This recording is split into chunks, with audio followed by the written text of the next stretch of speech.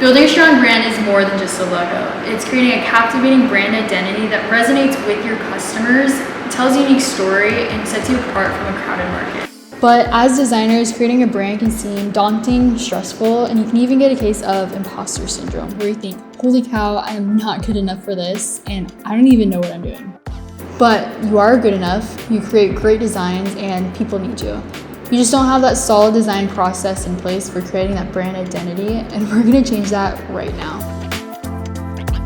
Hey guys, I'm Elsa. I am a content creator and graphic designer for Hype From the agency, and my goal is to teach you design and content creation skills for you guys to find success. There are several reasons why a brand needs a brand identity, including recognition, professionalism, credibility, differentiation between them and the crowded market, emotional connection, consistency, and seriously so many other things. All in all, a thriving business has one, and they need you to be able to create that for them. So let's meet the business that we're going to take through the branding process today. Meet Carved, a hand-carved surfboard and apparel company on the West Coast for men and women who love to shred the gnar and catch some killer waves. Their goal is to provide high-quality surf gear and comfy casual wear and cultivate a community of surfers of all skills who are all about having a good time.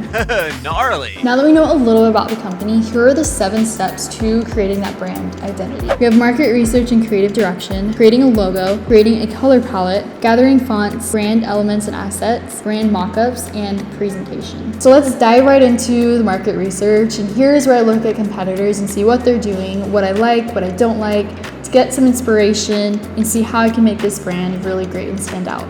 After I research the market, I like to go on Pinterest and create a mood board where I gather images and designs that I'd like for some inspiration for this piece.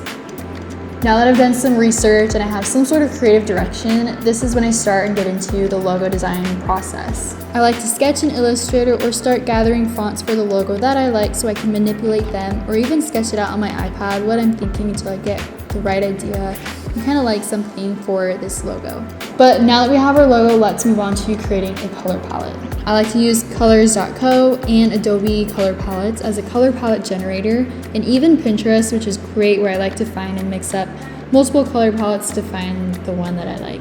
I'm really liking how this color palette is turning out. I think it looks great. But now that we have one, let's move on to finding a font. I like to use defont.com, where you have access to tons of fonts you can freely download, but like any font, a commercial license will be required to purchase as a business, which is pretty standard, so just make sure you let your client know beforehand with the links. Alright, I think I'm gonna use these ones. I think they look super cool, and they kind of go with the whole vibe that we're looking for in a surf brand. Now with this surf brand, I feel like we don't really need to make a ton of patterns or anything like that, because I feel like it's one of those businesses where they're really artsy and they're gonna come out with different t-shirts and different like logo designs, like cool artwork with like the logo in it, always changing to keep things fresh as an apparel company. So, but with that being said, we need some social media assets and designs for that, for them to keep their brand consistent for posting on the web and their website, design, and all of the things. So with that being said, I'm thinking of finding some grunge elements, which I don't really need to take the time to recreate. I can just find some really cool ones to use and then show them a way to put them all together for them to use in the future.